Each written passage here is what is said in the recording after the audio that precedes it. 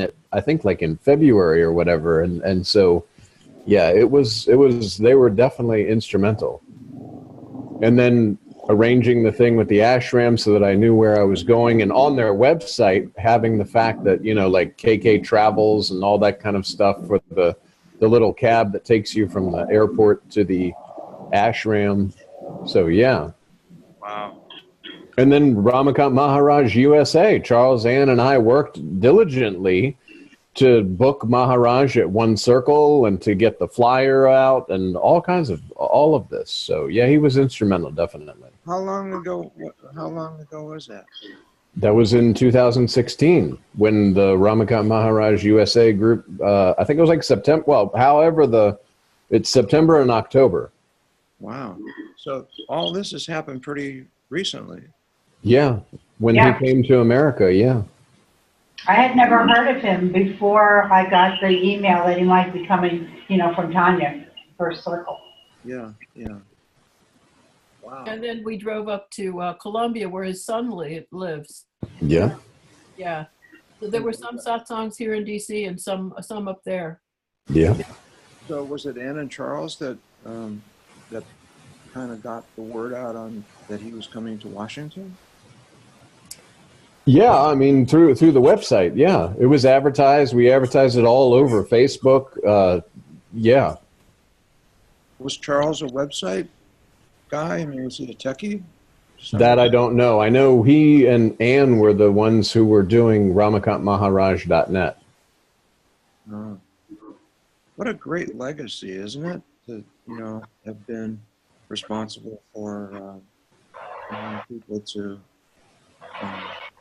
you know, something with this kind of impact, you know. And Ann said that that when he passed, it was peaceful and incredibly happy. Good. I mean, isn't that kind of the litmus test in a sense? You know?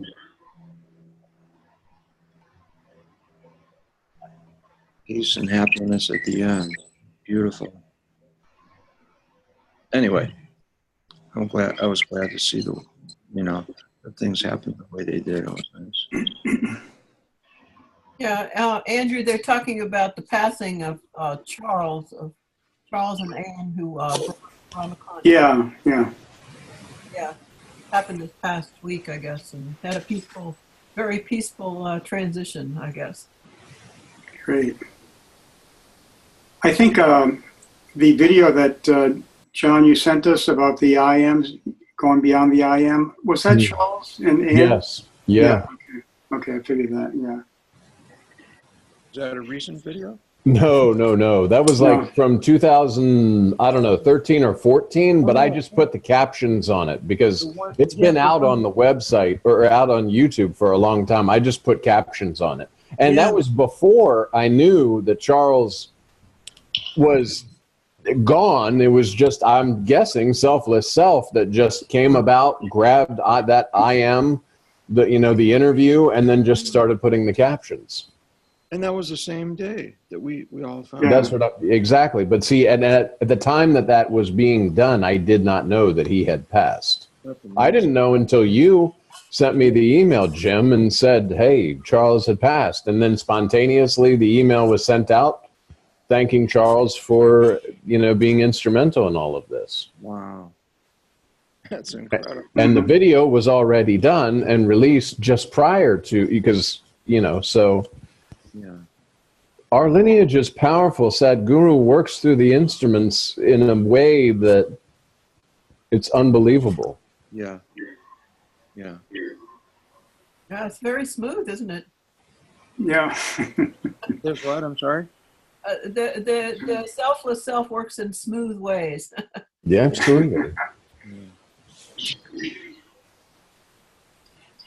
I was under the impression that you put that video up because of his passing, but now it's really something else. It happened actually before you even knew about it. Yes. Yeah. It took 2 days to caption the video using the text from the website.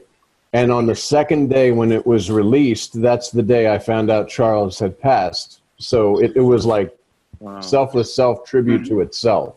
Yeah. Yeah, beautiful.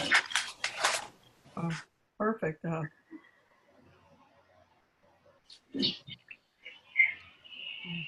I see you got a new picture there, John. Yeah, that's from our the Google Drive or from Ranjit Ashram Live.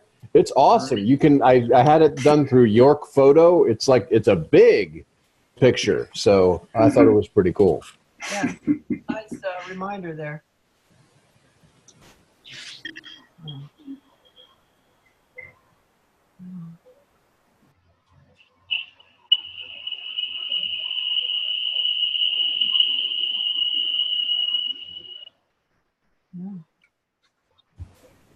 Well, if nobody has any immediate questions,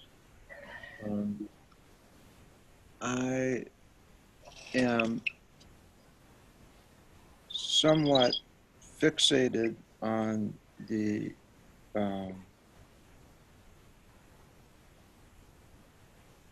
what can I say?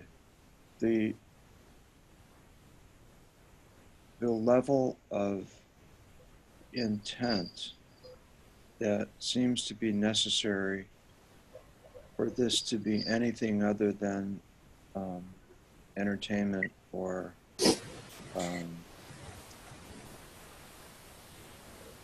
well, okay, entertainment. It seems that reading Nisargadatta and listening to Maharaj that in order, okay, he talks about two ways, like a Raja Yoga path of meditation and then a Yonic path of knowledge, which I assume would be faster.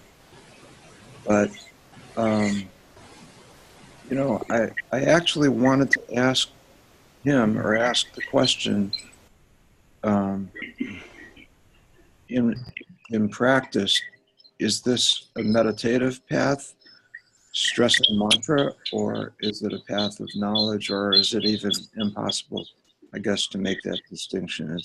Well, remember, knowledge is just to know yourself in a real sense. When you leave the body, no knowledge can be taken with you. So only your knowingness, you know yourself in a real sense through body form. That's the knowledge. All other knowledge is completely meaningless and useless. It's just to invite the attention of the invisible listener so that you can know yourself in a real sense. And meditation, using the mantra, it's not a part-time thing like Maharaj says. It's full-time, every single moment, remaining with your selfless self through mantra as the different various experiences may be arising in your experience.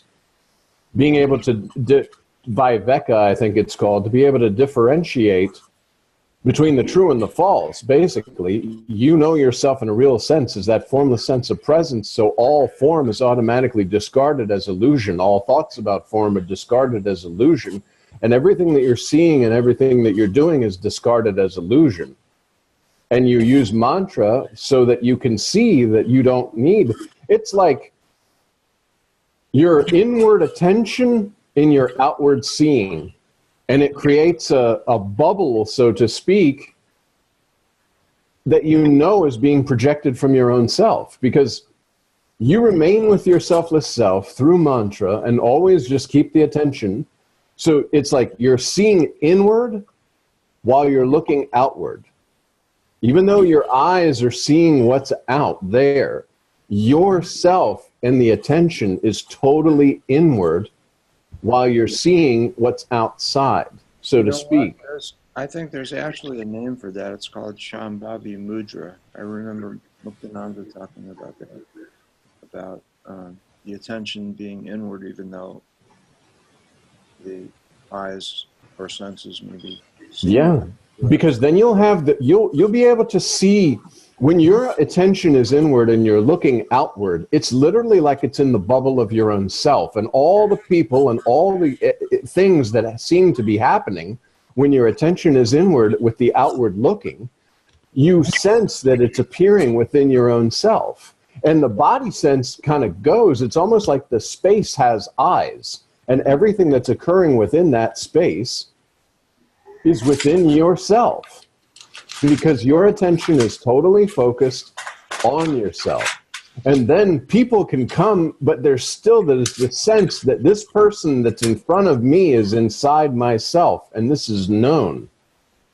That literally you've identified with the space, and this space has eyes, and seemingly there's speaking and listening going on inside the space that you are. And you continue to maintain all the focus inward while you're seeing everything outwardly. Do you think that can be done as an act of will, or is that grace? This is now, I don't know the answer to that question. That's the true seeing, when you're not concentrating on yourself and body form, or the personality that you believe yourself to be, or trying to protect the body that you are not. Do you remember how that came about for you? I'm assuming that that's your Mantra. mantra. Absolutely, because it's your natural state. It's only not seen that way because it's covered up with illusion. And, thoughts and ideas and beliefs and times where you say, whoa, for this, I really need a body to do this thing or whatever. But the seeing through mantra is literally, this bubble that everything is in, and that bubble is inside yourself. And you pay attention to the inward sense of presence, the inward self always. And yet you're seeing the outward, but you know that the outward is occurring inside that presence, that space that you are. And then interacting and everything that goes on, you know that this is just inside your own self. And there's such a non-body sense that it's literally like you are the space with eyes. And that's the only way to really say it is like your eyes are the space. It's like your eyes are in that space.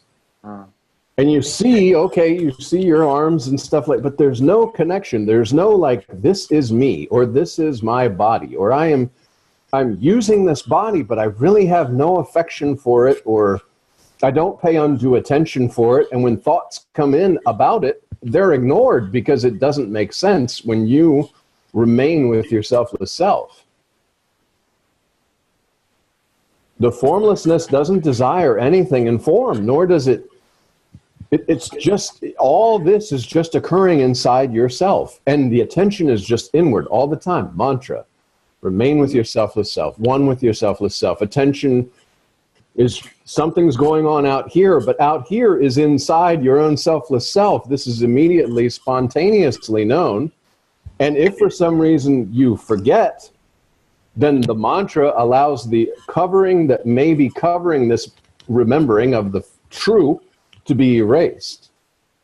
So whatever's covering that is erased, erased, erased.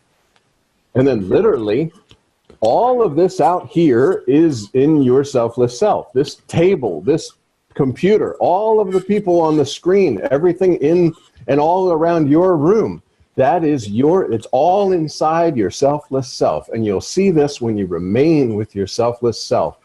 You remain as you are, and the projection that you're seeing is your own selfless self.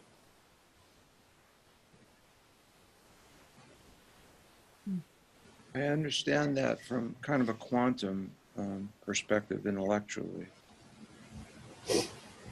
Mantra, once this is even touched as your experience, that's finished. Once you know yourself in a real sense, that's why Maharaj is constantly pointing to that. Whatever your ideas and beliefs you have about yourself are creating this bubble that you need to break through, and you break through it with mantra. So that there are no ideas and beliefs about yourself. Because the formlessness, there's nothing on that. All attributes or anything that's related to the formlessness has been added in the form of concept and is not real.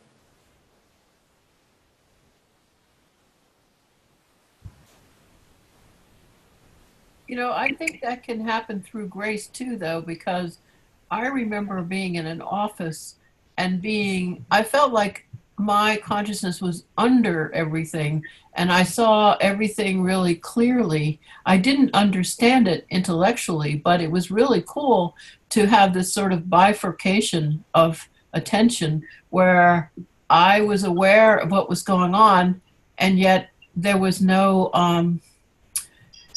you know, it was a really cool place to be, you know, just kind of like taking it all in. It was all just unfolding. And I was just like, I felt like I was underneath it all, that, you know, that there was a base of grounding of beingness, and then everything else was happening on the surface. And I saw interactions with people much more clearly. I could see what was going on, you know, from a different perspective. But I didn't know, and I didn't understand anything about that. I just thought, this is cool. And I don't know what brought it about. It was just like a happening. And I thought, wow, this is cool, you know, that I'm observing this interaction from a place that was much deeper than the mind. You know, it's like a much deeper perception than just the surface. The mind was on the surface, and it was okay. It was fine. It was all included.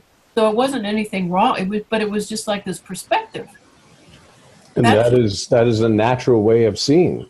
Yeah, it was really cool. But I mean, I couldn't seem to do it at will. It just sort of happened, you know. Well, because that's when you're not trying to do anything at will or thinking about the fact that there's a doer doing something. Right. That's that like total blank. Yeah, that was good because I wasn't trying to I was doing my job. And I was just, you know, doing stuff. I was talking to people on the phone, and I could listen to everything around me. And it was like, wow, it was a place of clarity and silence. And it was like I could just, and a clear seeing. But I don't think I did anything. I mean, I didn't know anything about mantra in those days. It was some kind of grace that just came, you know, and I was like, wow. But I didn't know how to maintain it. You know what I mean? It was just, I didn't have the tool, you know, that said, it just happened. Right. Is that what Maharaj means by those glimpses of I? When he says, the body is nothing but those glimpses of I. Well, glimpses of I without anything else added on to it. The sense of presence, just I without anything, just glimpses of I.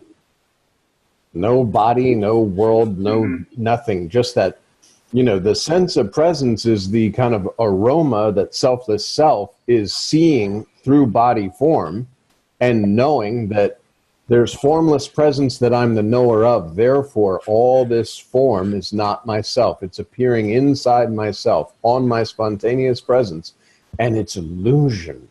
And see, like Maharaj says, it's not so much the dream sequence as the idea of being in a dream. When you know you're dreaming, you behave and act differently. It's not so personal. It's not so, oh my God, if this happens.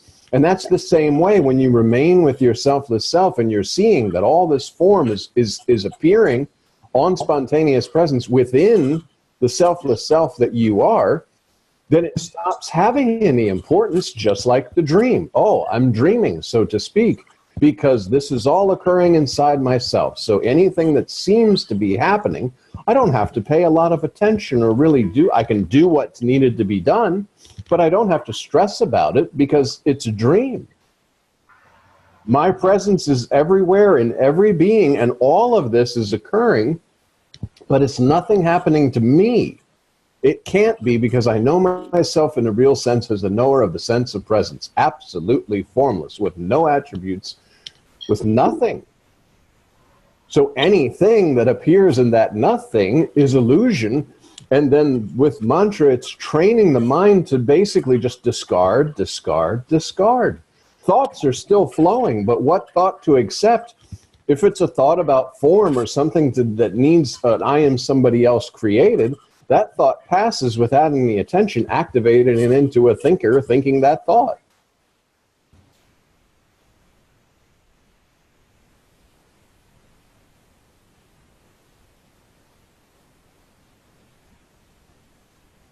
This morning I was, you know, I did a little meditation, and then when I was kind of like finishing up, for some reason the idea, you know, like my will, not your will, O Lord. And then, it came to me, well, my will and the Lord's will, or his will, it's one and the same. And, I remember one time Ranjit said that everything is my choice. It's not my choice in the small my, but sort of the big my. Mm-hmm. And just, like that was really, I found that a real, an aid, you might say, because then whatever occurs is my choice, basically as selfless self. Yes.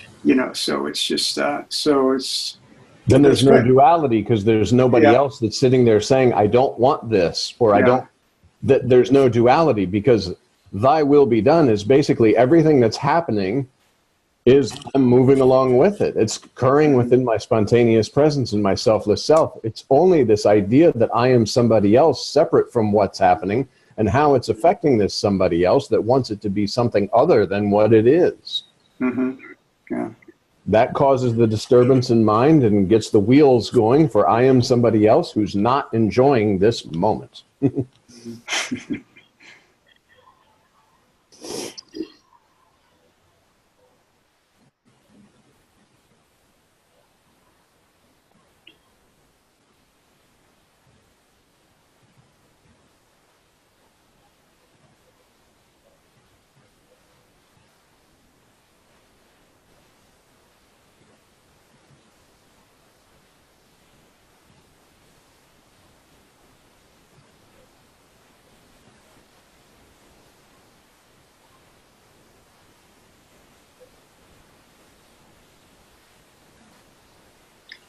Another thing that really kind of sort of struck me that I found kind of consoling this week was reading Self-Love, the Original Dream. There are two levels. I think I mentioned that last time we spoke. Basically there's the the worshiping of consciousness, and then consciousness going beyond that. But the idea of worshiping consciousness, I found that was very supportive too. Just the idea of, again, consciousness. It's consciousness worshiping consciousness. Just and propitiating consciousness is removing all the removing all the forms, like concepts and also perceptions, because all of that is form or body knowledge. And so I imagine that's what that is about. But to get back, Kathleen, to what you said about, do we do that, or is that sort of a matter of grace? Kind of like it happens by itself, but I think maybe, I don't know to what degree we participate in that. I mean, like, what moves us to even do this kind of like searching? What moves us to even be sort of open up to open ourselves to this? So maybe it's just the way it's happening, is the selfless self doing it through us, basically. Yeah. I mean, and what you're speaking about, like Nisargadatta Maharaj says, remain with the I am, and it opens up all the secrets. The secrets are that you're the knower of that I am, that presence. Maharaj says, remain with your selfless self. You're the knower of the sense of presence. So when the sense of presence, which is that, quote, I am, I exist, that presence is felt, and you say, oh, like, that's what I am. But no, it's more subtle than that, because you know that sense of presence. Mm-hmm. So you are the formless knower of the sense of presence. Otherwise, presence couldn't be known, because that would have been yourself. But you're the knower of the sense of presence, and the only way you can know that sense of presence is using body as an instrument. Another thing, one time, like Ranjit, I remember him saying once, the moment you think or feel anything, you're in illusion. And so everyone kind of like sat back, wow. And but if you are formless, then there can be no thoughts and no feelings. There's nothing there to, basically there's just nothing there. Well, those things pass through you. Yeah. It's just recognizing them for what they are. It's that viveka is, the discrimination. She said. Exactly. Yeah. But feelings can still come, Yeah. Even there, like Maharaj says, forgive and forget is an instantaneous thing, but it can be like an irritation that comes, but then it's very quickly, because there's not a thought process that says, I'm irritated about this. How dare this person do that? Or how dare this happen this way?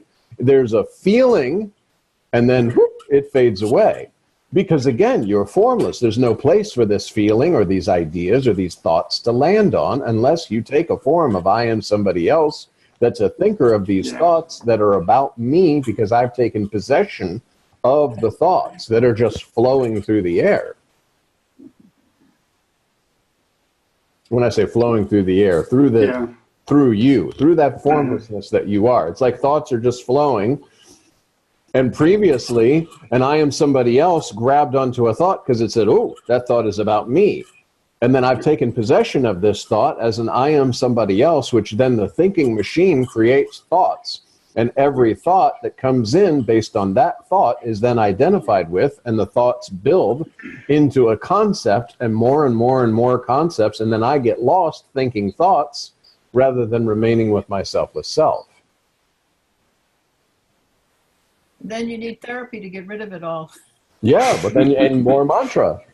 When and if that happens in the process, in the progressive steps, I get caught back in, I forget myself, and I start believing myself to be this body in this world, having these things that I need doing and all this worries and, bills and all this kind of stuff, which is, of course, illusion, because when I'm remaining with my formless, selfless self, I know this. But when I forget myself and I don't remember that this is illusion, I start to buy into that. And one concept it takes you down the rabbit hole of concepts until you catch and you say, oh, back to mantra.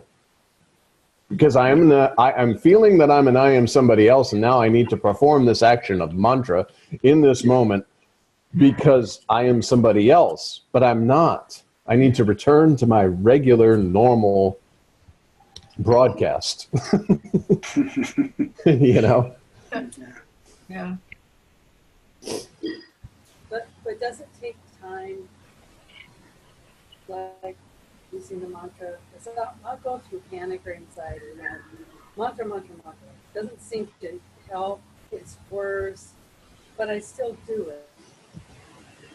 Well, Maharaj says, and I experienced this myself. I don't know if I've ever shared this before, but after mantra, and after having the food poisoning and using mantra and all that, that I am somebody else really tried to rebel. I remember I was looking at this food, and see, when I went there, I don't like vegetables at all. And everything in the ashram was vegetables. But I had created this kind of self of, okay, whatever's coming in front of me, I'm going to go ahead and eat. I'm not going to think about it. I'm just going to eat. And through mantra then with all of this, and it was fine. But one moment, I got so angry. And I looked and I was like, I can't eat this anymore. I need real food. And I was upset. And then Maharaj came in and I said, I started complaining about the geckos that were on the walls and the cockroach on the floor and how I was just, and he just very calmly, so beautifully, like a father, he was like, well, we can move you to another room if this is not suitable. Oh. And that was so much peace came over me. It was like that mind wanted to scream, and Maharaj was just like, we can move you to another room if you want. And that was what was needed in that moment. So yes, it does rise up. And there was another instance where I went to a jewelry store, and I used to be, long years ago, really into like flashy gold and bracelets and all this kind of stuff. And I was in the jewelry store and I got really like, I want that. Look at this gold. It's awesome prices. I want it. And it started stirring, and I was mantra. Luckily, I returned about 3 or 4 days later with another devotee who wanted to get something at the jewelry store, and I was able to notice that was completely gone. Uh-huh. But see, it rises And mantra, you just have to have complete faith in your selfless self, complete faith in the master, and mantra through the experience, remain with your selfless self. Knowing that master says the world is absolutely illusion. You may not see it in that way yet. Like Maharaj says, Nisargadatta Maharaj gave many, many lectures, and Ramakant Maharaj said, I don't know. He was not understanding what was being said. But that invisible listener, you're impressing. And you're impressing this on the invisible listener. You know, yes, I have complete faith in the master, complete faith and trust. Like Maharaj says, you take one step, he takes another. So when the anxiety is coming crazy and you just feel like tearing your hair out, stay with the mantra, stay with the mantra, stay with the mantra, stay with the mantra. Because that's the reality. All the anxiety, all the irritation, that's the illusion. Just remain with your selfless self and allow these things to pass. And like I said, that day, I remember very vividly, I was just like so upset. I can't eat this one more day type thing. And there was nothing wrong with the food. The food was very wonderful. But it was just something that was boiling inside of me. And Maharaj, like I said, during that time, he just happened to be walking into the room, and and then I said, and the geckos on the wall, and this and that, and sometimes the shower's cold, and well, we can change your room. See, because ego wants somebody to sit there and jump in with me and say, oh my God, that's so terrible, or get offended. See, it wouldn't have passed had Maharaj not been Maharaj. Because somebody, if I come to your house and I start saying that your house is just totally not this and I don't like your food and I've stayed there for like 2 weeks and everything's fine, then suddenly I start complaining about everything, your natural reaction is to respond. But Maharaj, being the formless sense of self, all of that irritation that I was projecting just flowed through. There was no response at all. And that kind of snuffed out that irritation. Wow. How long were you there altogether? How long what? How long were you there? Oh, I was there for 1 month. 1 month. I got food poisoning in the first like 4 days. Was very sick for about a week and then started getting better. Yeah. I got the mantra the second day the second day I was there, I received the mantra, and I just started with that. I just knew, you know, this sense of presence that I was starting to feel, I was going to India to surrender to that God of my understanding, so to speak. I was going to bow and surrender at that God's feet. And then when the mantra was given, I knew the power of it. I knew that Siddharameshwara Maharaj had given that mantra to Nisargadatta Maharaj, that Nisargadatta Maharaj had given that mantra to Ramakant Maharaj, and now Ramakant Maharaj was giving it to me. And it was the selfless self saying basically, it's finished for you. You are no longer going to believe in the illusion. You've been released from the illusion. And this is how it happens. Do this mantra every moment. And I did. I sat from that moment that I was in the chair, continuously mantra, unless I was sleeping. And I guess even while I was sleeping, mantra was going because I was mantra before I was going to sleep. And during the whole food poisoning thing, instead of getting irritated and all that, it was mantra. So, John, do you know, Ramakant was originally going to go to D.C., Washington, to be with his son. Has that changed at all? Because I was going to meet him. I don't know. I know that if that happens, it'll be, you know, it'll be advertised and stuff. Yeah, and definitely if I find out something, then I'll send it in the email that everybody gets. Because I want to start making plans if it's so, but nobody seems to know. I don't think so, honestly, because Really? I don't think so, but I don't know. I mean, when he comes back in February, I can ask him and say, people are asking about this, and is it true? And he'll just say if it's true or not.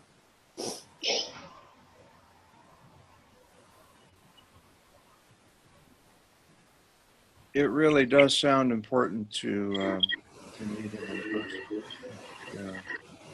Andy and I have not done yet. Well, I've Skyped with him, but as you did, I guess, in the beginning. But No, going to India is definitely, for me, it was key because, see, the mind is always going to say, you don't know if this is really true. yeah, You know, there's always going to be a doubt until you go and you are with yourself without form in the form of Ramakant Maharaj, and you are able to, like my own self, I was just like, okay, take everything from me. yeah, I give everything. And mind sees that surrender type thing, and that's like the beginning of like, there's no doubt. When you walk away from Maharaj, you may not feel that sense of presence as powerfully as you do when you're in the presence of Maharaj in two separate body forms. But with knowing this, the mind has touched something. And now you just have to continue. Do the mantra, remain with your selfless self, bhajans, the knowledge, listen to the videos, because you've touched it already. Now it expands. As Maharaj says, you go deeper and deeper and deeper inside your selfless self. Because, like he said also, it's the onion or the cabbage. And mantra is taking away all the layers. And as we all know, when you get to the middle of the onion or the middle of the cabbage, there's nothing there. But for a time, it appears that there are layers being removed.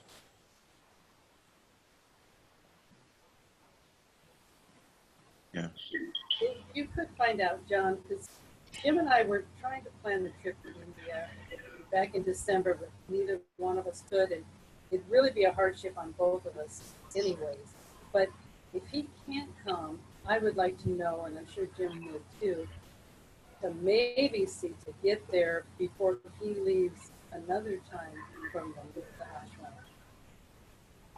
Yeah, I mean, I posted on YouTube, and I think I sent it around in the email too, him speaking about his schedule coming up, I think through April or May. That's the schedule that he's talked about. But when he comes back in February, I'll Skype, I'll, put on WhatsApp, I'll just ask, I'll say, so, there are people from the USA that are interested to know, are you coming? Is this true? And we'll see what happens. That would be great. Yes, tell him especially Jim and Sandy. Please, please, please. I find it amazing how powerful the mantra is. I've never used the mantra before. And it just absolutely stops everything. Yes. The energy of it is really so profound. So maybe the mantra, the Nam mantra that you get from him is more powerful than the mantra I'm using. Well, the idea is that you know that your selfless self, see, there can be no doubt. Like what you're saying right now, maybe that mantra is more powerful than my mantra. Therefore, you don't trust and believe in the mantra that you're using 100% because you think, oh, there might be another that's more powerful. When you're given the Nam mantra from Maharaj, that doubt is removed. Yes. It's like, it's the lineage mantra. Maharaj is giving you this mantra and saying, this is the mantra, back to Balseb Maharaj, Siddharmashra Maharaj, Nisargadatta Maharaj, Ramakant Maharaj, and now you. This is that mantra. There can be no longer a doubt that the mind can sit there and say, well, there might be a better mantra. Not possible. That's why Maharaj says last terminal. Because this is it. This is the final destination. No, and like Maharaj says, if after getting the mantra and after knowing yourself in a real sense, you're even momentarily attracted to try and gain knowledge or happiness from another master or for something, anything outside yourself, then the knowledge is imperfect and more mantra is needed.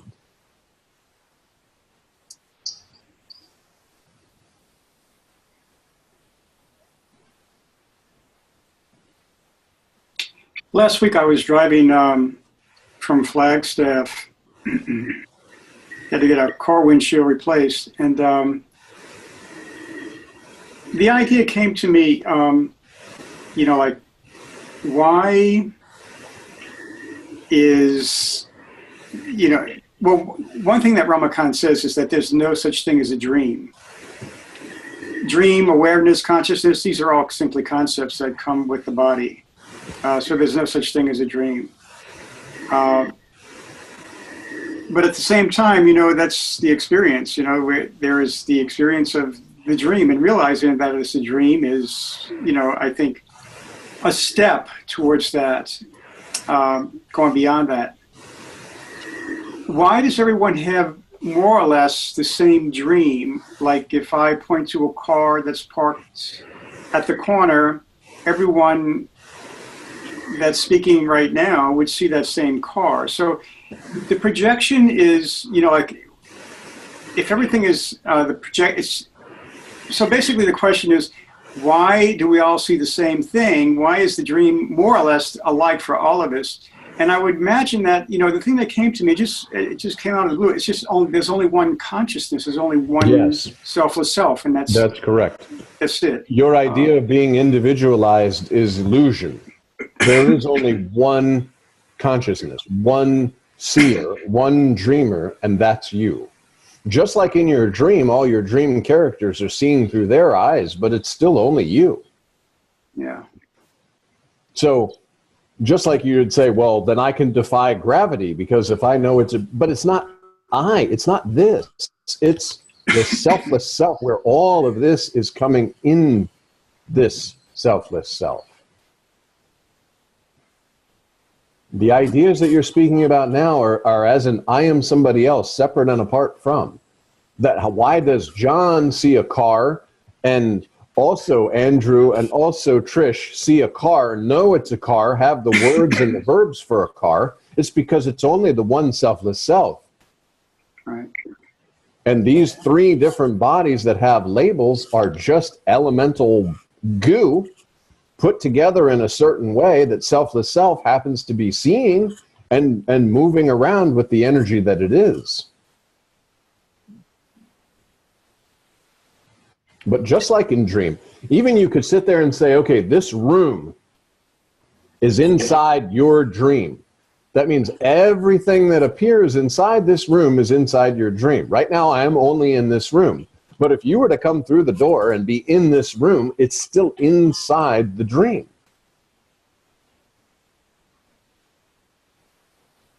Just one dreamer. Yeah. One dreamer. Mm-hmm.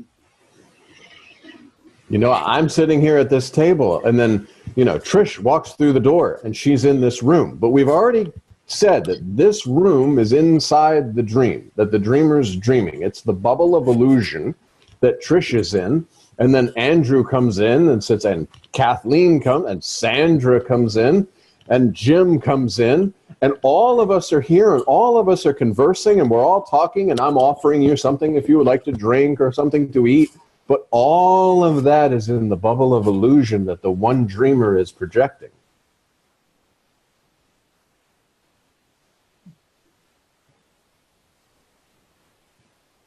So that's why when any of the bodies in that bubble were to fall, there's no one being born, no one dying. It's just the bubble of illusion and the one dreamer that's dreamt these characters inside this bubble, and now these characters inside this bubble are no more.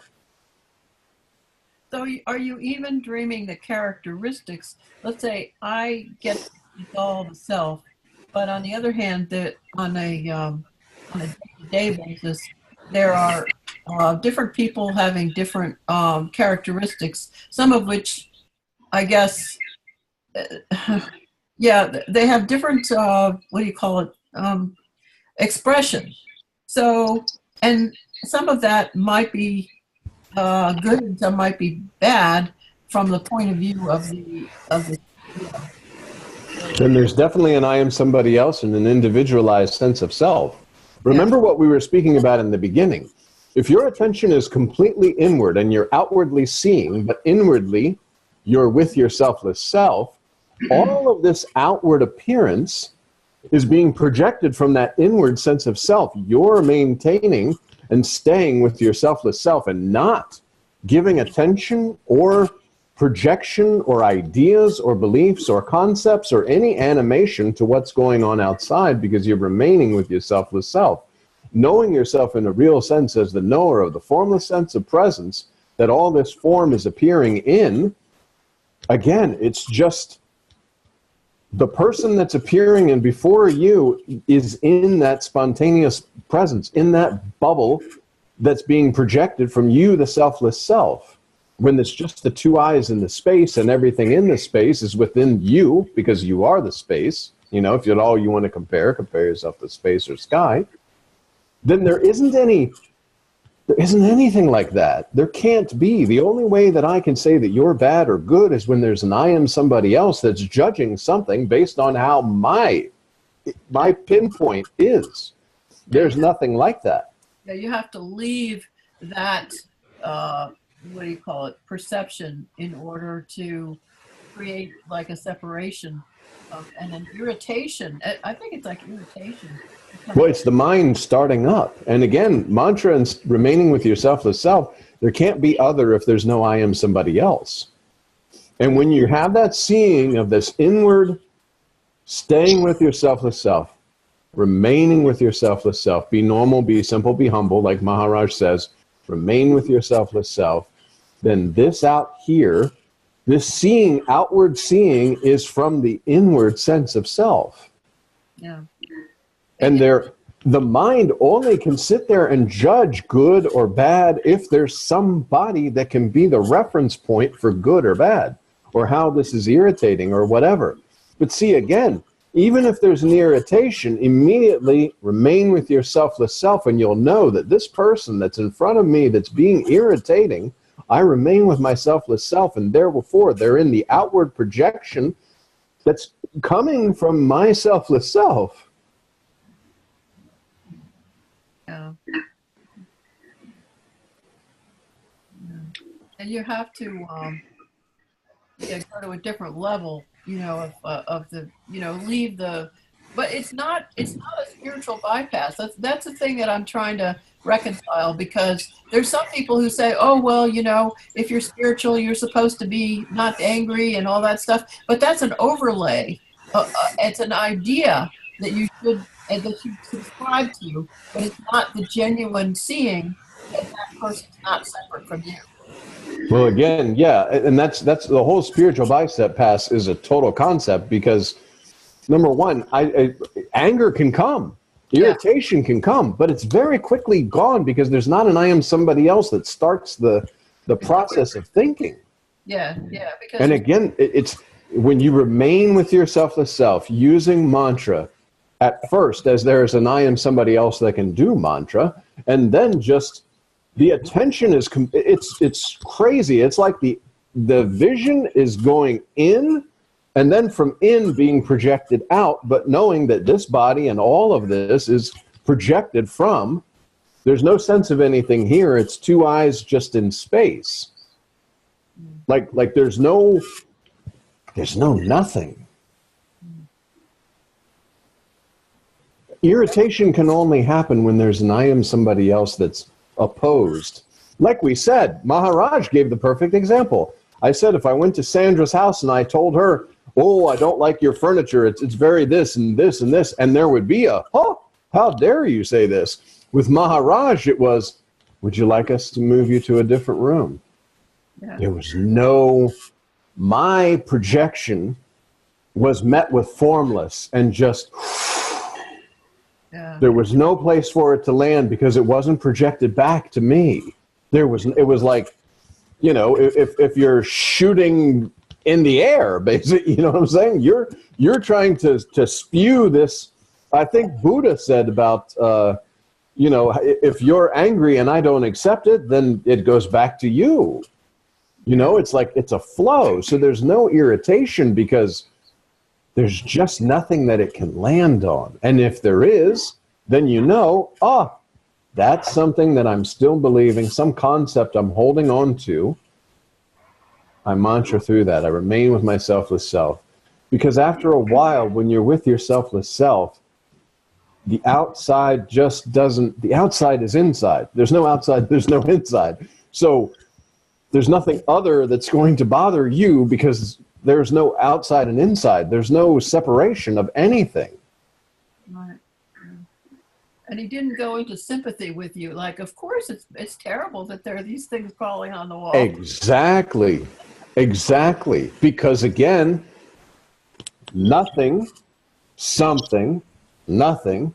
In between the nothing and nothing, there appears to be something, and Maharaj just discarded that appearance. Exactly. He wasn't colluding with you in the sense that, yes, Exactly. perfectly right, you know, this is a terrible place, but what can we do?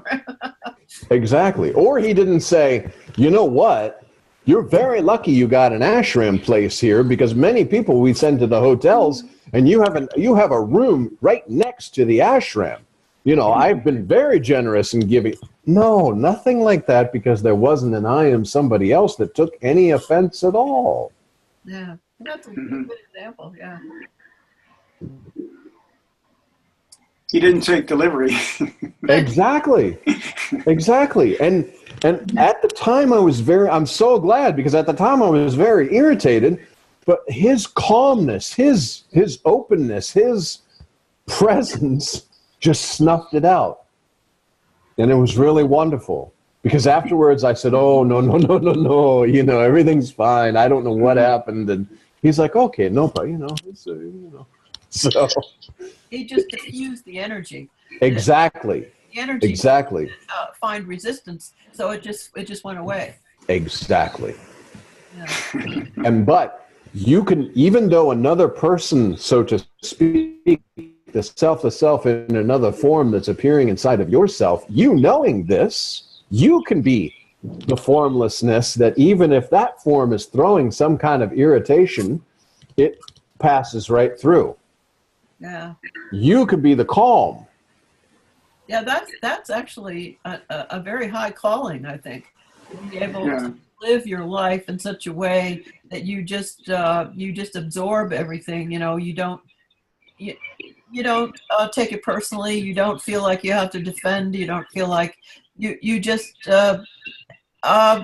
see it, acknowledge it, and don't do anything with it. And it has to be genuine, using mantra. Yeah. It has to be genuine. It's not something you can pretend. No, it's not a It's not a. my mind immediately wanted to make a strategy out of it. Exactly. And it can't be that, because as long as, I think Nisargadatta Maharaj says, as long as you see others, you're going to fear them. Only you can love them when there's no separation. Yeah. So to try to convince the mind that, okay, I'm being nice to this person, it's like if you were to hold the door for somebody, and then a van opened and like 20 people started coming, you're holding the door. Okay. Because you're doing it. Yeah. You know, and you trying to be nice, another van pulls up and more people come in, there's going to be irritation, like, come on, am I holding the door or what? And that ruins the whole thing, because it's not genuine.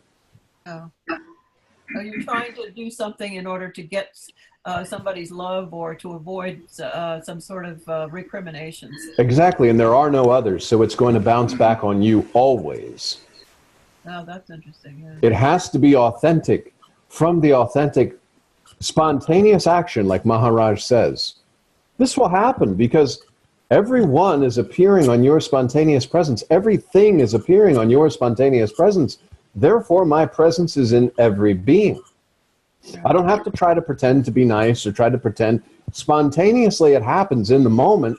Whatever's happening is happening. And it could be perceived from outside as, oh, that wasn't so good, or that was good, but it doesn't matter, because it's just passing through. And there's no ownership taken. So my mind can't sit there afterwards and say, oh, you know, you held the door for the first 5 people, but then you got upset about the 6th one. Because I'm not a doer, I know this. Spontaneous action is occurring, and I'm just 2 eyes with space, and all of this is appearing inside that space. I remain with my own self. The door stops being held, and I walk inside, but I'm not irritated about it. It's not an experience, because there's no experiencer being created that could experience it. It's just a spontaneous activity. Like Maharaj says, do you choose to see this dream or choose to see that dream? No. It's all spontaneous action.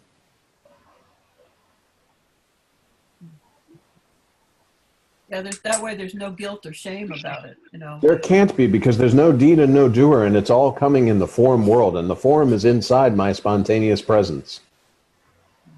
All of it's occurring inside myself, just like in a dream. If I wake up from a dream and I held the door for 5 people and then I walked away and 4 other people were outside complaining, would I punish myself when I woke up and I said, "Whew, wow, that was really rude of me to do that"? No, it's spontaneous action. Yeah. And that's this Viveka separating the true from the false. All of this out here is appearing on spontaneous presence. Anything I can see or interact with in any way is appearing on that spontaneous presence as if it is a dream. So I don't take ownership of anything, nor is there any deed or doer. It can't be a deed or doer because, like we said, inside this room is that bubble of illusion that all of us are in. Even if I'm giving you coffee and whatever, I'm not doing anything. I can't be doing anything because it's all appearing on the spontaneous presence. Therefore, it's discarded. If I have a thought of, wow, I hope these folks are having a good time, or, oh, look, I didn't clean the floor and I have company. No, because it's in a dream. And if these thoughts do come, they're discarded. They're not activated as I am somebody else and I'm thinking these thoughts. Yeah, it just occurred to me that that's the razor's edge that they always talk Yep, that's the razor's edge. You fall back into the habit of like a person doing something or not doing something and feeling good or feeling bad about it, you know. But that's just a lot of stuff. Yeah. Yeah. So you're basically the knower or the witness of this, like you're outside of the bubble, kind of. Is that correct? Or? Yeah. You're the knower of the sense of presence. So therefore, that formless sense of presence that you know, and you're more subtle than the presence, so everything that's appearing on that presence is illusion. Just again, just like a dream. When you know you're dreaming, you don't give so much attention to what's going on. And when everything that's appearing on your spontaneous presence, you are the knower of the sense of presence because you can sense that sense of presence. Therefore, you can't be the presence because you wouldn't be able to sense yourself. So you're the knower, a formless knower knowing this presence. And spontaneous presence, everything is appearing on. Everything that appears on spontaneous presence is absolutely illusion. So when the mind starts to stir of wanting to grab thoughts, it can't. And see, the cool thing is, the mind can only present thoughts in form because it's all it knows. The mind uses memories of past experience from form to present thoughts to you, the formless. Since you're formless, these thoughts are disregarded immediately, spontaneously. Think about if the mind started producing thoughts about you being on Mars. You know, wow, you know, last time we were on Mars, you've never been there, so it's not you. And the mind will sit there and try to present memories or even project into the future with these thoughts that it's trying to get a thinker to think, you being the selfless self, the power and the energy to create a thinker that's thinking these thoughts, won't happen. Because the mind only knows the form. The mind does not know the formless. It's never been there. Because the mind appeared upon spontaneous presence and came along with the body on spontaneous presence in the form state. So the mind can only give memories and project future with form. Therefore, all these thoughts are discarded. Thoughts which are useful, you can take. Okay, it's a thought that I need to set my clothes out for tomorrow. Fine, go set the clothes out. It's finished. Yes, that's a thought in form, but it's something like Maharaj says, do your job, do your duties, whatever's right in front of you, do that. But if the mind starts to say, oh, you know, I'm very lonely now, and the last relationship didn't work out, and this is, wait a minute. All of that's being presented in form. It appears upon spontaneous presence. It's the same as if I was having memories of what happened in my dream last night. Why would that bother me? If the mind was able to sit there and give me memories of the dream I had last night, would I sit there and contemplate what needed to be done? No. And it's the same. Spontaneous presence, all this is appearing on spontaneous presence. The attention is completely inward. The outward show is illusion. All the senses that are using the senses can only sense the outside world, therefore, illusion.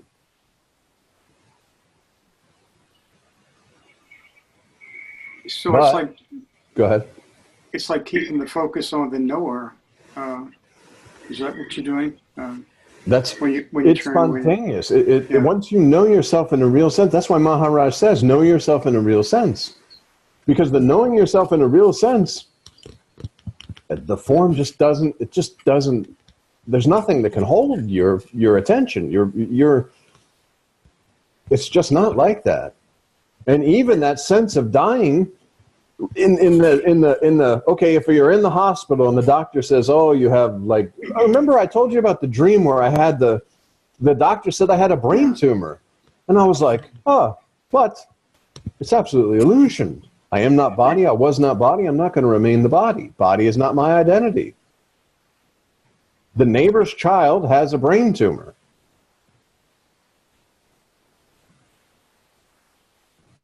You may feel sad for the neighbor's child, but it's not the same thing. Exactly. It's not it's not a, oh, it's just because understand, again, when the seeing is that this room, everything that occurs within this room is appearing on spontaneous presence because I am the knower of that sense of presence. I am that formless knower. Any form is discarded. So this me that's sitting in bed waiting to die, mantra, as it was mentioned how Charles did. Mantra, ease, remain with the selfless self, trust and faith in the master, and no one's dying, no one's being born. And it just, the something that appeared for a time returned to the nothing. Only the ones that are still here, this selfless self that's seeing through the something still, is saying, oh, there's no longer a Charles. But the one that's saying there's no longer a Charles is the something in between the two nothing. And not even the two nothing, the one nothing that the something is appearing in, and then the something goes back to nothing. The selfless self still believing in something is seeing that, oh, this one died. But the selfless self that knows itself, it has no experience of death. No one experiences death, because to have an experience of death, there has to be somebody experiencing that death.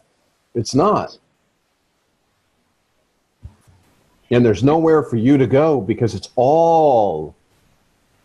When the inward attention is seeing the outward self, and you know that this is a projection of your selfless self, where is there to go? It's all the projection that your selfless self is projecting. All the forms are inside your selfless self. So when one form is no more, where does that selfless self go? It's always, there's nowhere for it to go.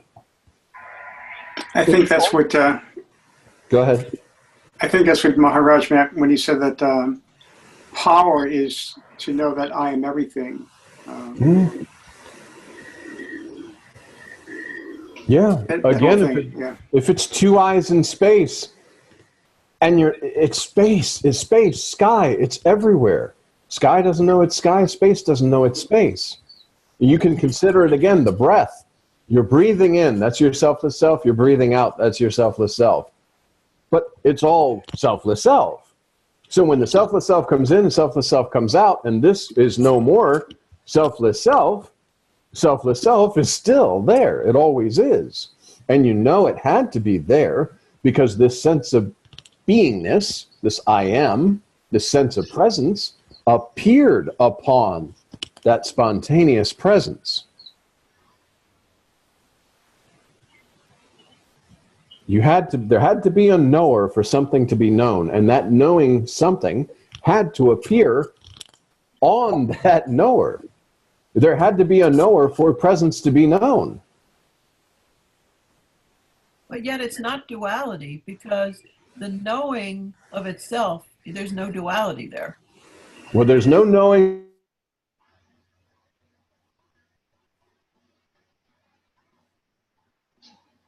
of yourself except through body form when there's using body form as an instrument. There's something inside this. Your internet connection is unstable. Whoa. But yeah, again, like a dream, you go to sleep, there's dreaming, there's deep sleep, and there's coming through the other side and waking up. But one continuum had to be for these states to appear on that. Otherwise, you'd lose yourself somewhere in the middle of the dream, or you would be the different person waking up on the other side. It has to be continuous. All these states are appearing on that. Once you know, go ahead.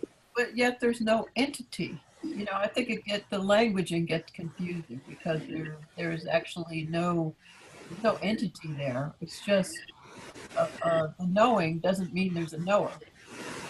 There's nothing. Yeah. It's all your own selfless self. Everything is arising on spontaneous presence. You know the sense of presence through body form. Without the body, you don't know the sense of presence because there's nothing other in that to know. It would just be your own selfless self with no knowingness. And that's how you are in this form, actually, is that no knowingness. That's that there's nothing to know. There's no knower, no knowingness. It's that no knowing state. No next, no nothing. No. Well, they say that's why the divine created the dream so it could know itself. It's you only way that something like Maharaj says, sky doesn't know it's sky. There's space doesn't know it's space. And the only way that you know about space is perceiving objects inside the space. Otherwise, space, if it was just space and no objects, no trees, no nothing, and you went outside, it was just space, it's empty space, but you couldn't perceive that empty space because there's nothing inside the space that you could kind of put a point on and say, oh, from here to there is space. Right.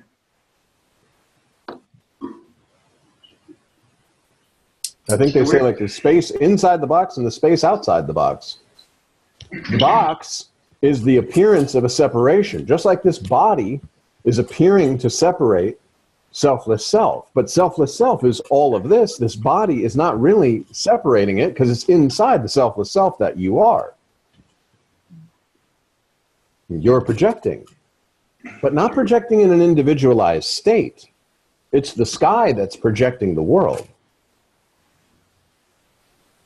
Then you're seeing the world through the idea of I am somebody else in a world, doing these things, named such and such, interacting with people. But if you remain as the sky or the space, if at all you want to compare, comparing yourself to sky or space, and when you remain with your selfless self, just selfless self, here, just here, just remaining with your selfless self, then the outward is the inward projection. And all of this is appearing on the spontaneous presence, and you are the knower, the formlessness without form, seeing form appearing on your spontaneous presence, knowing immediately the viveka or discrimination. The form is illusion. Everything in it is illusion. Just like in a dream, if you knew you were dreaming, if you didn't get to buy the house or your house burned down in your dream, you might in a moment be very upset, and even you could forget that it's a dream and see your house burning down and start to feel the emotions, and you could be carried along with it. That's why Maharaj says, don't get carried along with the thoughts. When a thought comes in, don't chase along with it, because it just builds more concepts, and you could actually believe that your house is burning down, even though it's a dream. But when you know it's a dream and you've seen your house burn down, you might be like, whoa, but you know. When you wake up, your house is still here. And the same thing, anything that occurs on that spontaneous presence is absolutely illusion, so it should not, could not cause any kind of a stir or a concern with you, the selfless self. Momentarily, yes, but not a death-defying, like, oh my God, this is terrible, and what's happening, and I'm so upset, and it can't be like that.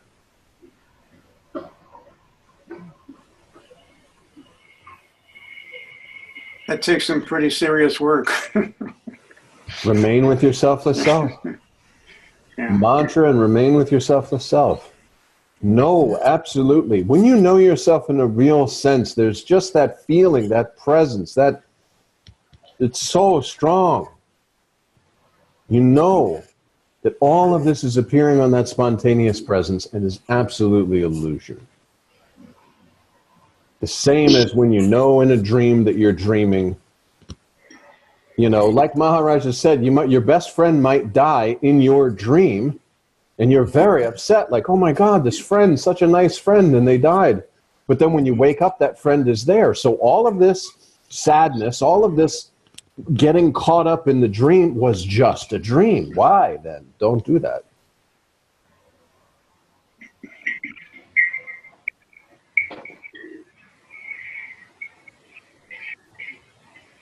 And truly, from the standpoint of the selfless self, the dream and the waking state are exactly the same. It's the same presence that the dream world is appearing on, that this world that you call in the waking state is appearing on. There is no difference whatsoever.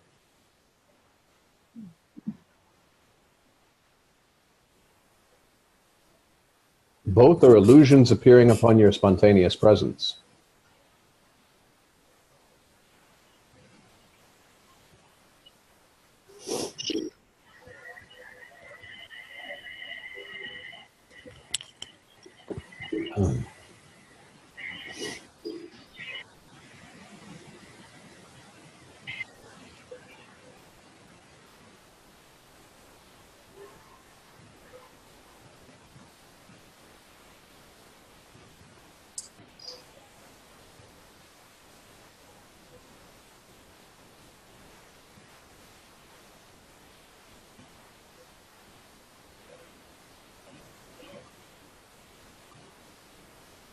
Do you think there are people who just, knowing all that, they just play with the reality? They just like, you know, let me try, you know, just like if you were lucid dreaming, you know, you say, well, let me fly over the ocean. Let me do this.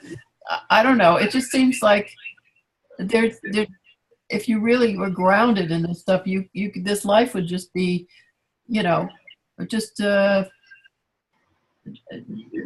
playing it as a dream. You would just not be afraid. You just go ahead and do whatever you feel like doing, and like a play. But again, that's an individualized sense of somebody doing something. It's not, there's literally just scenes passing before you with no concept of these scenes building into a day or a life. It's just continuous scenes, and you're doing your job, doing your duties 100% and whatever's going on, and then another scene comes and another scene comes. But all of this scene is on the screen of mind that's being projected from your spontaneous presence. As far as would you just go wild or whatever, again, there would have to be something in you, and I am somebody else created that wants to do something. Right, you'd have to have a motivation.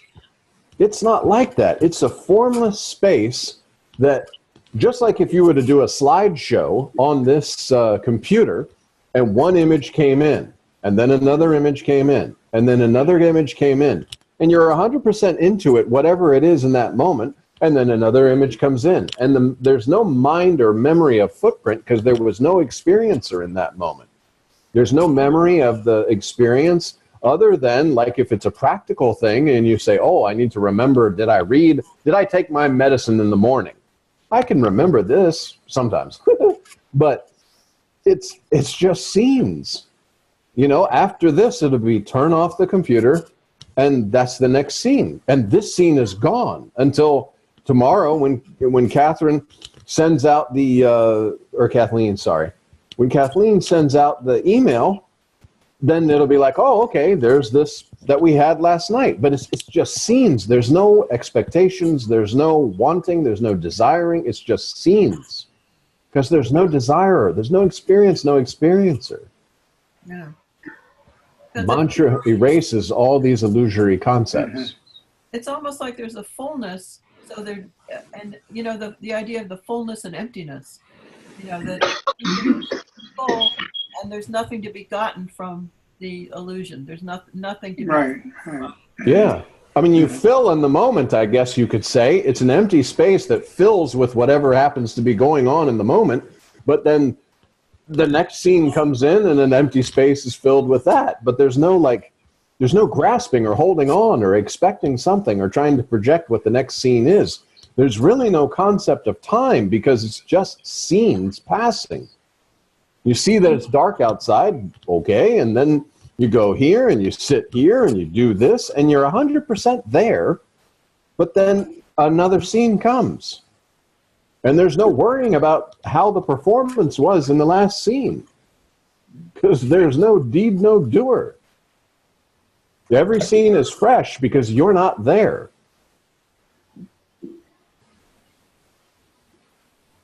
And yet, in this conversation, they're speaking and listening and speaking and listening. There's just, in here, there's no idea of separation of a speaker and a listener, or that this is some gathering, or there's nothing like that. It's just speaking and listening. I'm looking at myself on the screen, but there's no sense of self here. So it's just this body that seems to be speaking.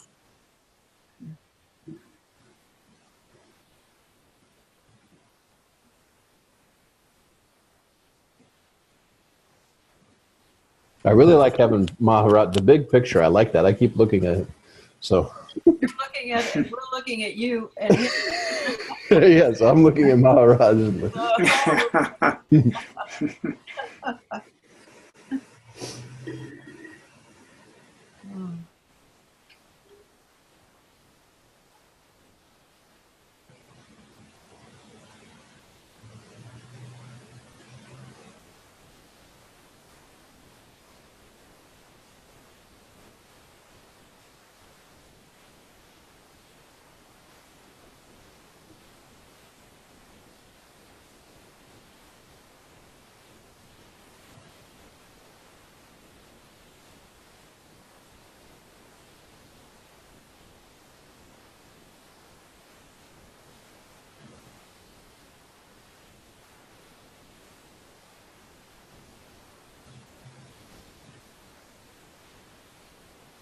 it really is a challenge because, you know, when you're sitting in 20-degree weather, you keep thinking, well, I wish I was in Los Angeles or.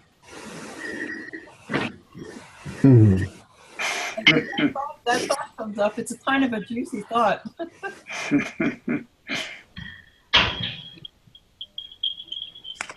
Well, there's an easy answer to that. Just get Maharaj to come to Los Angeles.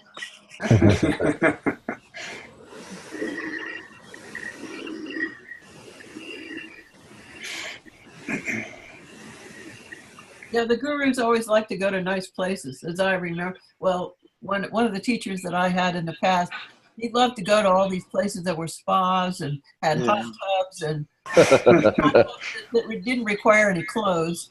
Yeah. I know. I don't think too many of them go to Detroit, do they? No. Indeed.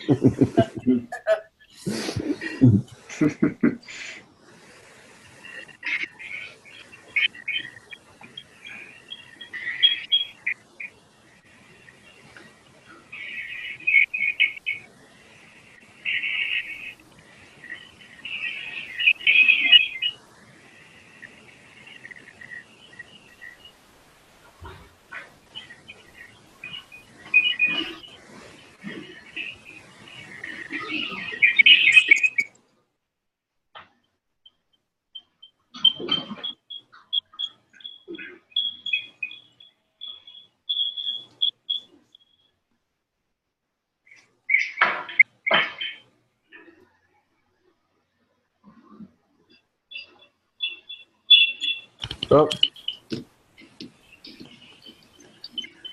Something in the chat room here. there you go. You gonna read? It says, I saw a comment from a guy that was taking deference to Nisargadatta's reference to death being good, so he would not be bothered with the body. I've seen where Nisargadatta has said something to that effect. I said what? Hold on. It sounds like he Go was ahead. looking forward to being dying, so he didn't have to be bothered with the body. And he's tying that to Nisargadatta. I don't know. Oh yeah, I mean Nisargadatta Maharaj. I remember. Now I can't close this little window. Oh, there it is. Close. I remember Nisargadatta Maharaj said, and Ramakant Maharaj in one of his videos said that Nisargadatta Maharaj said that leaving the body was like passing a stool. Oh, yeah. You know, passing stool. It's like gone. Okay, that's that. It's meant, I think, that the feeling is like the relief when you empty your body. It feels so good to get rid of the body. But see, that can happen while you're still in the body. You can be rid Sure. of the body. I know that. I'm not sure.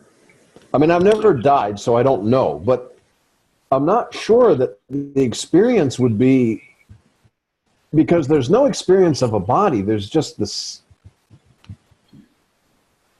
I don't know how you could have the experience of dying, even you know, saying like a relief or anything like that, because when you're one with yourself to self, again, the inward and all the outward is going out here, but you remain inward. You remain with your selfless self.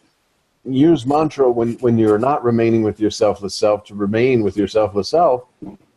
There's no body sense. So if that body were to leave, I don't know. Like if this body were to fall right now, I think it would just be talking, whoop, then finished. But there wouldn't be. Like Bal said, clapping his hands, singing bhajans, and then just checking out. Exactly. Because there's no body sense. I mean, I'm sure, like if I had a heart attack and there was a pain here, there'd be a body sense. But it wouldn't. It would be. It wouldn't be like that. There's no the neighbor's child again. Ranjit Maharaj once said, "I'm dead but still alive. What to do?" Exactly. Exactly.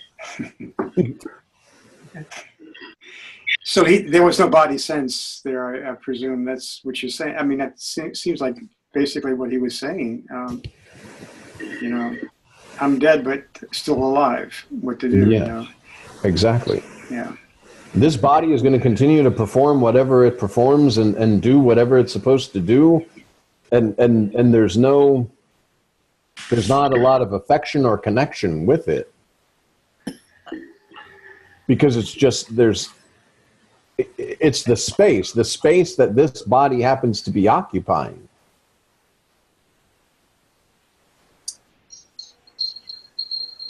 And go ahead. It's not your identity. There's no identity no. Because there's no, in order to have identity, you have to have that body sense that puts you on the map.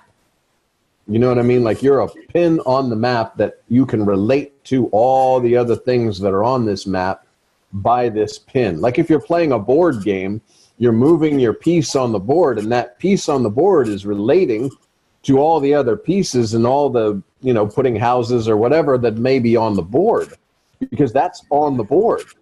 But you're the player back here that's seeing the whole thing and not putting yourself as a piece on the board. Although your attention could be, oh, that's my piece. So like when we do the mantra, there's no identity. Yeah. I mean, you can't do the mantra and be identified as the person. At least I can't. Yeah, I mean, and the concepts, because that's your natural state. The mantra is just clearing all the illusory thoughts, all the illusory concepts. A lot of the fears and the doubts that are related to those illusory concepts that you seem to be believing in are erased slowly, silently, and permanently. Without concepts holding together, there can be no person. It takes the I am somebody else, and that's why Maharaj says just glimpses of I, but not covering it with I am somebody else. I am a man, and I have this job, and I have these friends, and I do this, and I like these activities, and I don't like eating this, and I do like eating that. No, remove, remove, remove, discard, discard, discard. Just I. Just I, without any shape, without any form, without any quality, just I.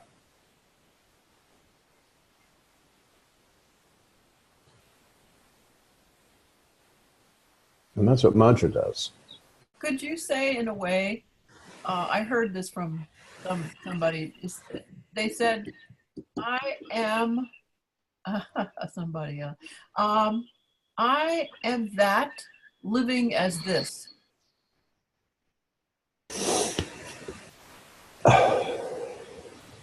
What do you think of that? I am that living as this.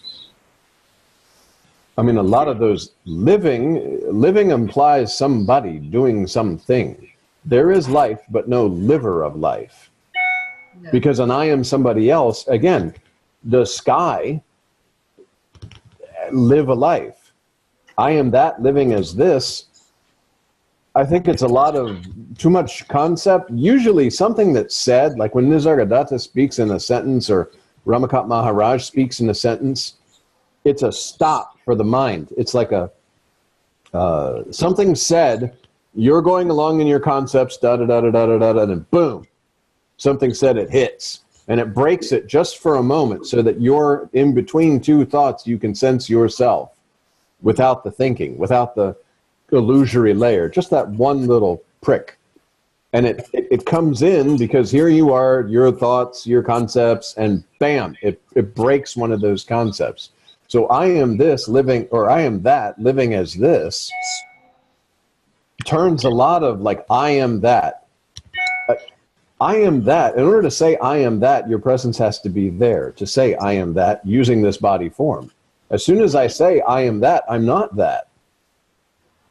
Because I've created something saying I am that I'm believing that I am that. I am that is a concept, just like Maharaj says, remain with the I am.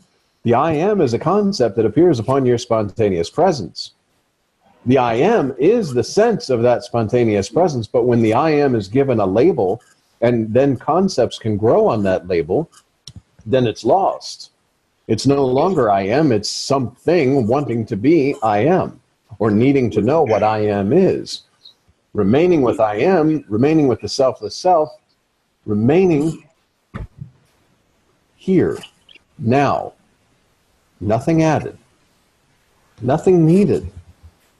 So I am this living as that. It's kind of a, I don't know. It sounds Maybe, like the yeah. birth of concepts in some place where a concept could land. I am that living as this, or I am this living as that. You know what I mean? It's like too much information. Yeah, even like Maharaj says, I am Brahman is also an illusion. Why is I am Brahman an illusion? Because I'm stating that I'm something else.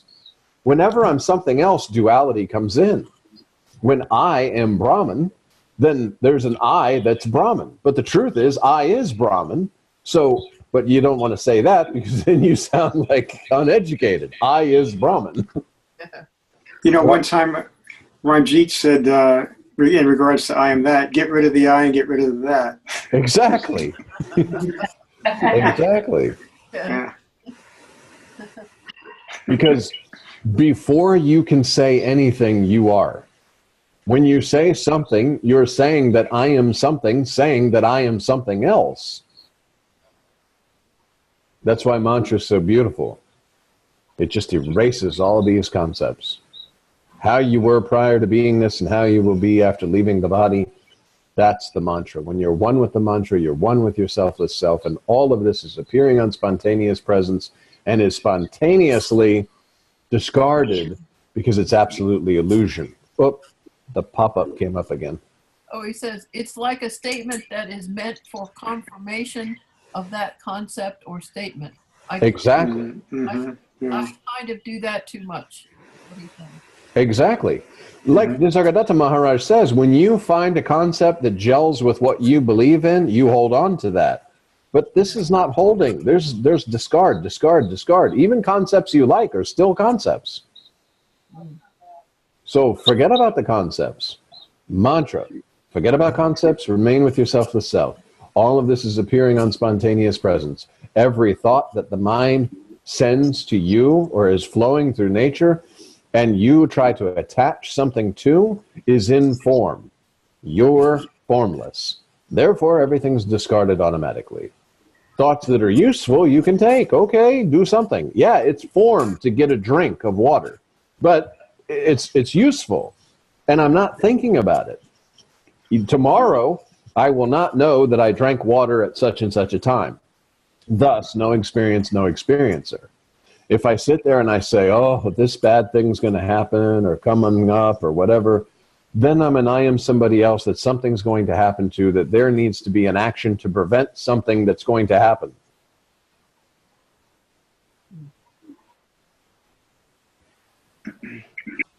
That's, again, the scene. When you are here, remaining with your selfless self, all these scenes that are passing before you are inside that spontaneous presence. They're appearing on that spontaneous presence. They're in the bubble of illusion. And that bubble is just like if you blew the bubbles, there's a bubble. All the bubble is in illusion, but you're projecting that bubble that's in illusion and seeing it. It's a whole world inside there, and you're even seeing yourself inside there, but you're not inside there. You're from where all this is being projected from and perceived. The seer's reflection, Maharaj calls it. And that recognition in the projection pulls that sense of presence harder because you see yourself as yourself inside rather than separate. That everything inside and outside is all the same because it's all being projected from you, the seer's reflection. And ideas and concepts and beliefs that you happen to be holding about yourself will color the colorless. Or add qualities to the qualitylessness. And you could never see yourself. It's again, if you're everything in all things, sky can't see itself because sky is everywhere.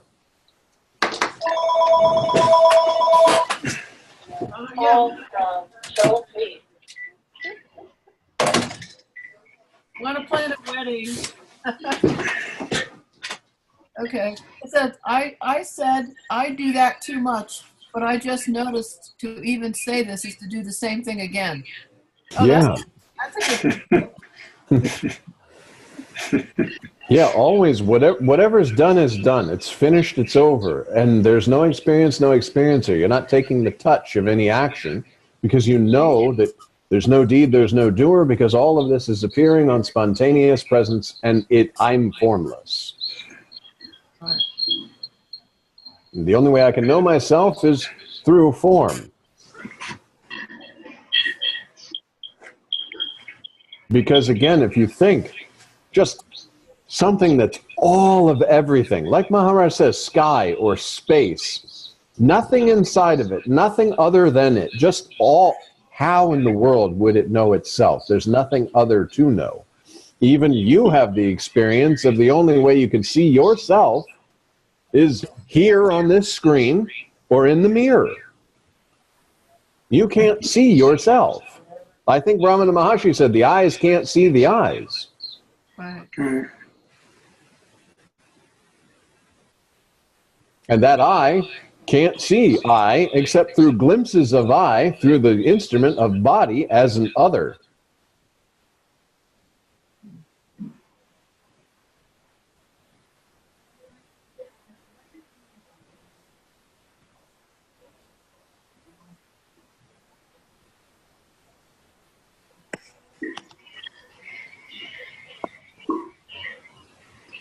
Does the mind, there is no real mind. Mind is just, it's just a bunch of thoughts.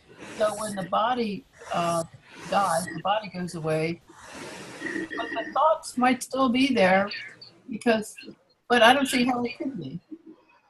The thoughts couldn't be there because there's no projection machine anymore. Yeah, everything came along again. It's the something. The Yeah. body and all, as Maharaj says, the functioning organs of mind, ego, intellect came along with the body, came along with the belief that I am the body. And Right. these functioning organs then created this experience that I'm somebody else in a world interacting. But the nothing, when the something is not there, it dissolves back into the nothing, then there's nothing. Just like dreamless sleep in a dreamless state. Exactly. Yeah. And people are afraid of, but there's nothing to be feared about that. It's actually nice to go to bed and not have the mind going all the places, and it's just it's a refreshing. But the sense, the otherness is gone. Yeah. There's only the reality with no illusion whatsoever. In that deep sleep, that dreamless sleep, there's nothing. And yet, in that state, there can be another dreaming and waking up on the other side. And I'm not speaking about another dream as in dying, but I'm saying like that deep, deep, deep sleep where you have no knowledge of yourself at all. And you go into yourself without any concepts, without any ideas, without any beliefs. And you're still there because you wake up the next morning.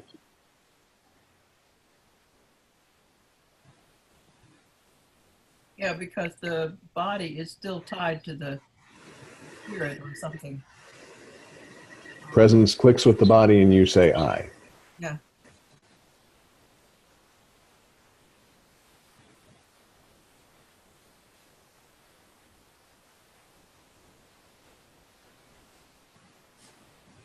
And the only reason you know that you're in that deep sleep mode is because you have a waking up. Without it, there's no knowing. But of course it's there.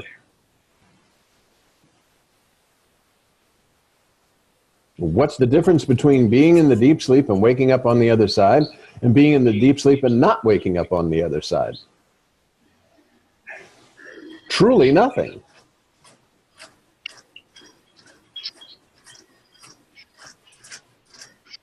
Just take the dream away of waking.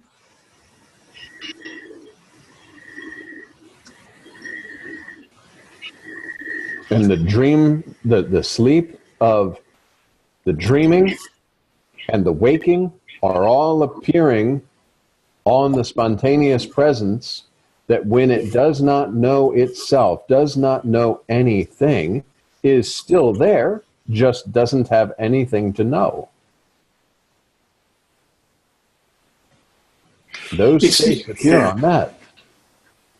It's the individuality in us that fights against that. Exactly. Yeah. You know, we want to be And me. You know. Yeah.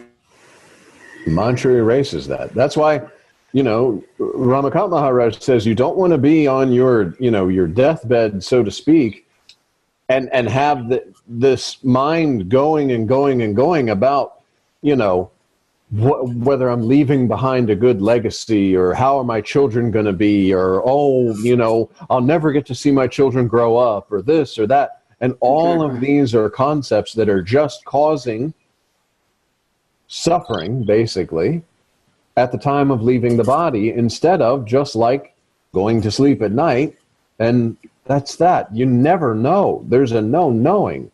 And all of that was in the dream, which was called the waking state, is finished. It's no more. There was nothing except you, the selfless self, that all of that was appearing in or on. Exactly.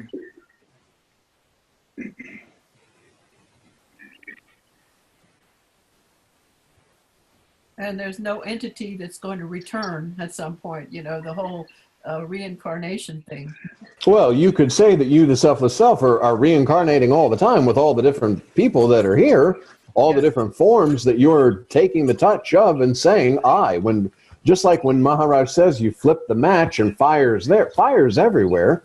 It's appearing in this singular form. Yeah. But where does it go when it gets blown out? Exactly. Mhm. Exactly.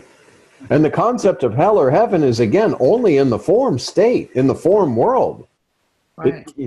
Because there has to be something in it. And when you know yourself in a real sense, even heaven and hell, if seen in any way, is appearing on your spontaneous presence, and therefore is illusion. Yeah, samsara, nirvana, same. It's, yeah, there's, in order to have a heaven or a hell or any of these sort of concepts, of any of these concepts, there has to be an individual, and there is not. Only in the appearance, in the nothing, as something, is there such a thing called an individual for a time, until you know yourself in a real sense and you understand that this form that you thought was an individual is appearing on your spontaneous presence, and all of these forms and all of this is appearing on your spontaneous presence. You remain with yourself.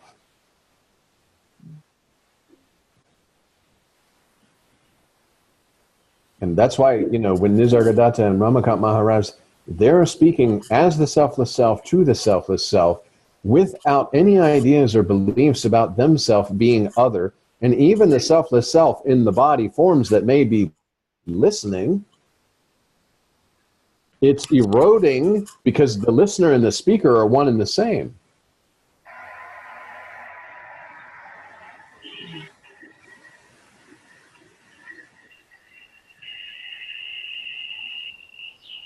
See, everybody as an individual thinks that these eyes are projecting the world, or this is projecting this, or I'm the projector of the... But I am not this eye. This is the eye that's appearing on the eye that removed. The eye is there, just not in this, what I thought I was. What I thought I was not. It's just I. The seer, yeah, the seer.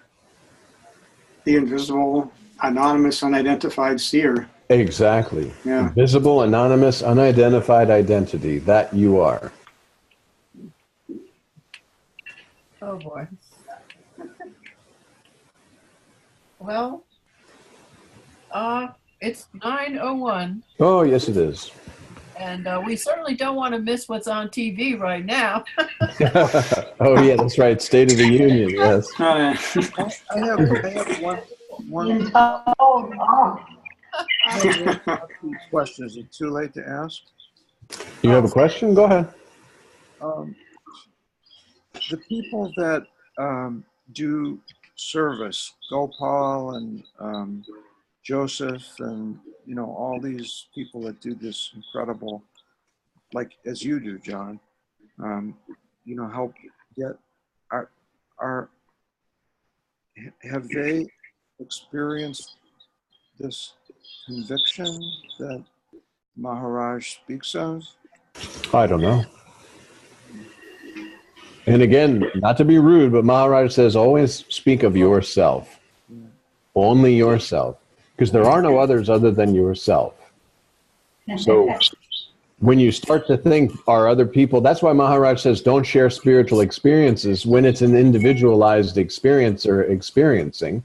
Because other beliefs that they're individuals, there will be form jealousy or, oh my God, that experience should happen for me. When it's spoken about in an individualized sense of an experience or an experiencer, then everybody is judging from that point. Only you. You are all there is. At the end of all the concepts and all the everything, it's just you. And truly, Gopal, myself, the other Gwalam, who's also doing the helping with the French translations, all of these folks, Charles, Anne, is just instruments of the selfless self. They're just forms that the selfless self is using for the good of the selfless self. It's only when there's a belief that there's an individual and an I am somebody else that's doing something taking credit, which also then can be taking non-good stuff too. But if there's nothing there, there's nothing there. It's a body form that's moving about, that's being used by the selfless self. And I understand from seeing Gopal's posts and things that this is his understanding as well, that it's the selfless self. There's no deed, there's no doer, there's no praise. See, for even when you know yourself in a real sense, all of the praise or good job, bad job, it just doesn't make sense because it's the body form that's inside the dream. And just like Jim, if you were dreaming and people were like, oh, Jim is so great, he's so wonderful, he's doing good things, and then you wake up. And then tomorrow night, maybe people are like, oh, boo, Jim, we don't like Jim, no good. You know what I mean? It's there's you just know. Mhm. Very well answered. Thank you, John. Okay. Yes, yes. All right, everyone. We'll see you, I guess, next week. Okay. Thank you, John. Thank you. Thank you. Wait. Good night, everybody.